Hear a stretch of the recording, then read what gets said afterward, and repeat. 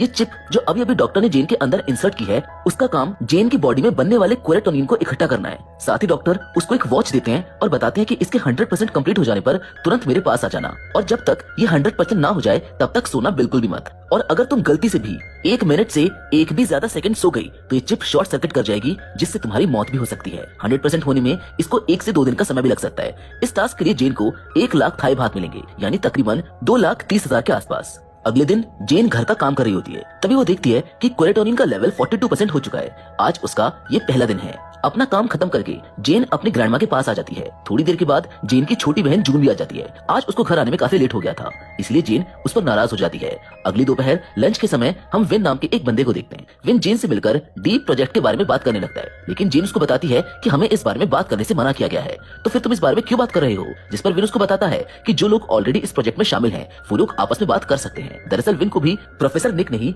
इस कंपनी के प्रोजेक्ट के बारे में बताया था। तभी हम सिन को देखते हैं, जो इंस्टा फैशन ब्लॉगर और इंस्टा पर काफी फेमस है, यानी उसके कई सारे फॉलोअर्स हैं। उसको शुरुआत से ही मेडिकल लाइन में नहीं आना था, लेकिन सिन के घर के सभी लोग इसी फील्ड से हैं, इसीलिए उसको मजबूरी में ये मेडिकल कोर्स करना पड़ रहा है। जिसके बाद हम देखते हैं कि पीच जो एक गेमर है, उसकी लाइफ का सिर्फ एक ही पर्पस है, गेम खेलना। बहुत ज्यादा गेम्स खेलने की वजह से और हमेशा सबसे अलग रहने से उसकी सोशल कम्युनिकेशन स्किल, यानी लोगों से बातचीत करने का तरीका काफी खराब हो चुका है। उसको लोगों से ठीक से बात करना तक नहीं आता। सभी लोग आपस में मिलकर डिस्कस करते हैं कि वो गलती से भी सो नहीं सकते, अगर सो गए तो मारे जाएंगे। देखते ही देखते कुछ ही समय में सभी लोगों का कोलेटोनिन लेवल 100% हो जाता है। सभी लोग डॉक्टर के पास जाकर अपना चिप निकलवा लेते हैं। इसके लिए उन्हें पैसे भी मिल जाते हैं। जल्द ही पैसे लेकर सभी लोग अपने अपने प्रॉब्लम्स को दूर कर लेते हैं। जेन अपने घर का लोन भर देती है। इसके साथ ही वो बिल्कुल टेंशन फ्री हो चुकी है। एक बार फिर से चारों लोग बोलिंग क्लब में मिलते हैं, जहाँ जेन सबसे पूछती है कि अगर इस बार डॉक्टर हेंस हमें एक्सपेरिमेंट के लिए बुलाएंगे तो क्या तुम लोग जाओगे। इस पर विन कहता है कि क्यों नहीं, इस बार तो हमें और भी ज्यादा पैसे मिलेंगे। लेकिन जेन को इस बात की चिंता है कि इस बार उनको और भी ज्यादा जागना पड़ेगा।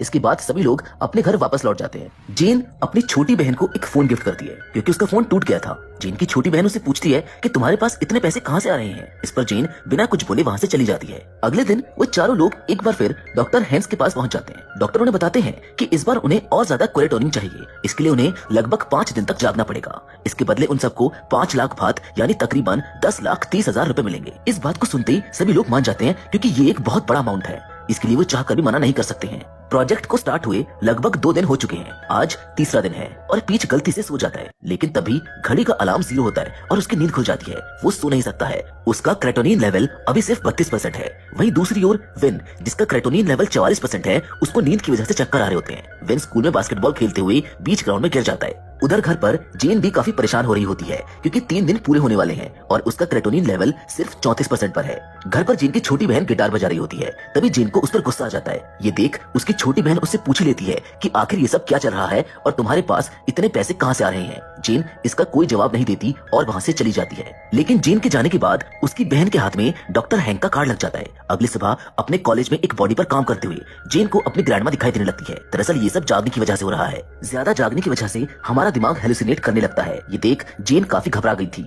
लंच ब्रेक में सभी दोस्त मिलकर आपस में बात कर रहे होते हैं कि 4 दिन गुजर गए हैं, लेकिन ये क्रेटोनिन लेवल 100% तो छोड़ो, अभी तक 50% भी नहीं हुआ है। तभी जेन की नजर विन की वॉच पर पड़ जाती है और वो नोटिस करती है कि उसका क्रेटोनिन लेवल 52% हो चुका था, जो कि उन समय सबसे ज्यादा है। फिर जेन उससे पूछती है कि क्या तुम वर्कआउट करते हो, जिस पर विन हाँ कहता है। इससे जेन समझ जाती है कि हो ना हो क्रेटोनिन के लेवल को बढ़ाने के लिए उन्हें अपनी बॉडी मूवमेंट्स को बढ़ाना होगा। जेन की बातें सुन विन सबको पूल पार्टी का आइडिया देता है और इसके कुछ समय बाद सब लोग मिलकर पीच के घर पर पार्टी करते हैं। पीच का घर काफी अच्छा होता है, जहाँ पर वो लोग काफी ऊंचाई से कूद रहे होते हैं ताकि उनका क्रेटोनिन लेवल बढ़ सके। दूसरी ओर नींद ना आने के लिए विन सबके लिए एक मॉकटेल बनाता है। साथ ही उसने मॉकटेल में कुछ मिला भी दिया था ताकि सभी की नींद उड़ जाए। ड्रिंक को पीते ही जेन पागलों की तरह बिहेव करने लगती है और सबके सामने अजीब तरह से डांस करना शुरू कर देती है। उसको देख वहाँ मौजूद सभी लोग उस पर हंसने लगते हैं। तभी सिन को कुछ आवाज सुनाई देती है, मानो वो आवाजें उसे ही बुला रही हो। वो जाकर देखती है तो कंप्यूटर स्क्रीन पर उसकी वीडियो चल रही होती है। इसको देखकर वो शॉक रह जाती है। जब वो पीछे मुड़कर देखती है तो उसके होश ही उड़ जाते हैं, क्योंकि दीवार के चारों तरफ सिर्फ उसके फोटोज लगे हुए थे, वो भी बहुत सारे। उन फोटोज में लगभग उसकी लाइफ का हर एक मोमेंट मौजूद होता है। सिन को लगता है कि कोई तो है जो उसका पीछा कर रहा है। ये इंसान पीछ होता है। ऐसा इसलिए क्योंकि पीच उसको शुरुआत से पसंद करता है। ये सब देख सिन वहीं पर बेहोश हो जाती है। पीच उसको होश में लाने की बहुत कोशिश करता है। तभी विन वहाँ पर आता है और पीच को डांटते हुए कहता है कि ये तुमने क्या कर दिया। और तभी एकदम से लास्ट सेकंड में सिन को फाइनली होश आ जाता है। ये देख वो सभी लोग काफी डर जाते हैं क्योंकि अगर वो एक सेकंड और लेट हो जाती तो शायद वो मारी जाती। सिन के होश में आने के बाद वो सब लोग नोटिस करते हैं कि उनका क्रेटोनिन लेवल 100% हो चुका है। अगले दिन सभी लोग डॉक्टर हैंक के यहाँ जाकर उनको मना कर देते हैं कि वो लोग अब ये सब और नहीं कर सकते। डॉक्टर हैंक उनको बताते हैं कि आज से पहले किसी ने भी इसे तुम लोगों से अच्छा नहीं किया है। साथ ही कहते हैं कि अगर तुम लोग इसको आगे कंटिन्यू करते हो तो तुम्हें इसके लिए 10 लाख भाग दिए जाएंगे, यानी कुछ 20 लाख रुपए, और ये एक बहुत बड़ा अमाउंट होता है। पर कल रात के इंसिडेंट से सभी लोग काफी डर चुके हैं क्योंकि उनके दोस्त की जान जाते जाते बची है, इसलिए कोई भी उनकी बातों को नहीं मानता।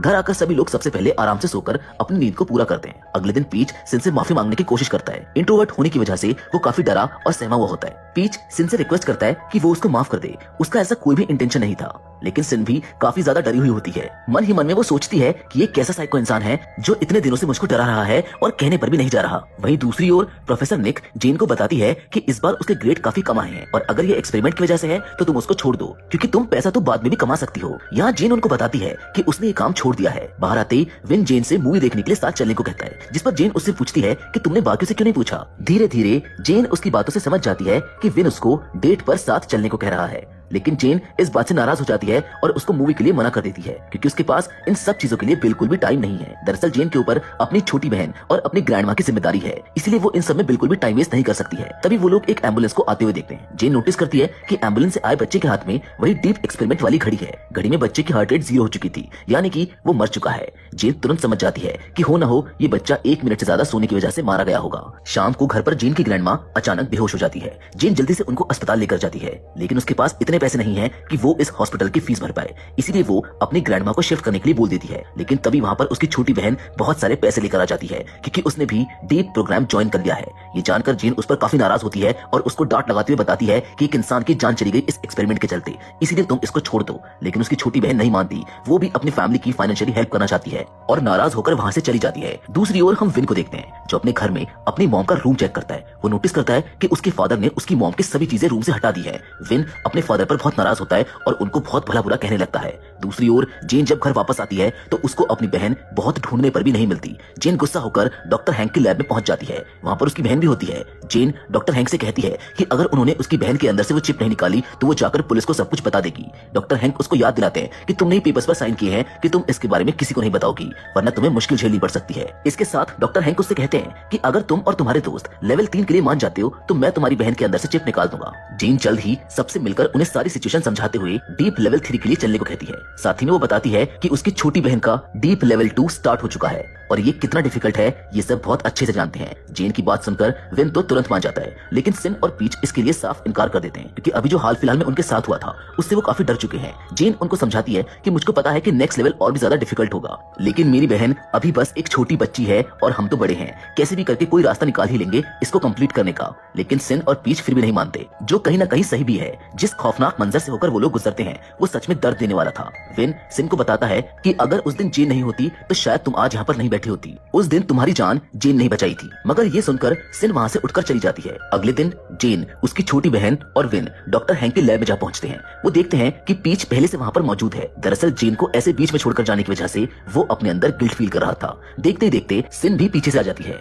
चारों दोस्त लेवल 3 में एनरोल करके प्रोफेसर निक के पास पहुंचते हैं मदद के लिए। प्रोफेसर निक उनको एक इंजेक्शन देती है जिससे वो सभी लोग अलर्ट रहेंगे। हालांकि प्रोफेसर निक को इसके लिए काफी बुरा लग रहा होता है क्योंकि उनके बताने के कारण ही वो लोग इस मुसीबत में पड़ गए हैं। इसलिए प्रोफेसर निक रहने के लिए उन्हें अपने फादर का घर दे देती है ताकि चारों लोग मिलकर एक दूसरे का ध्यान रख सके।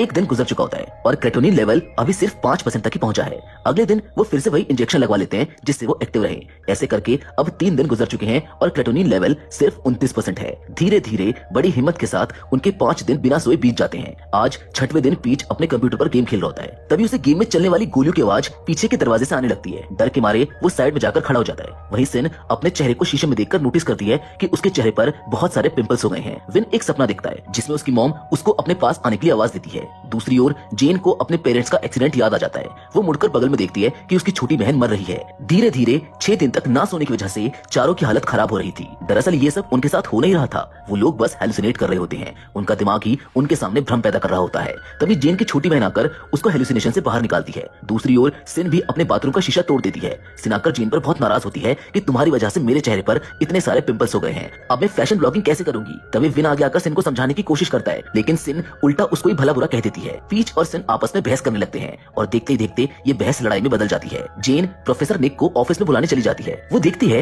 कि उनके ऑफिस में बहुत सारे सीसीटीवी कैमरा लगे हुए हैं। टेबल पर जर्मन कंपनी का कार्ड पड़ा हुआ था। साथ ही एक रिज्यूम फाइल मिलती है जिसके अंदर डॉक्टर हेंस की डिटेल मौजूद होती है। जेन तुरंत समझ जाती है कि ये सब प्रोफेसर निक